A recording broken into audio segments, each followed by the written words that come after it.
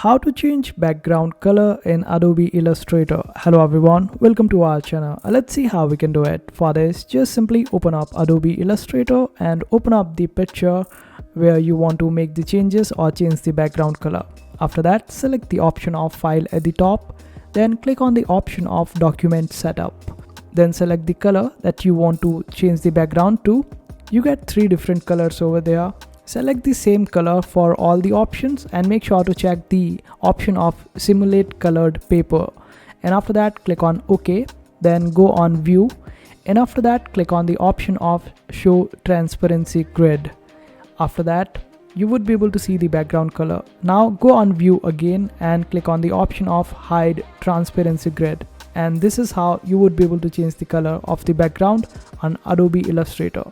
I hope this video was helpful. Make sure to hit that like button and also subscribe to our channel for more helpful videos.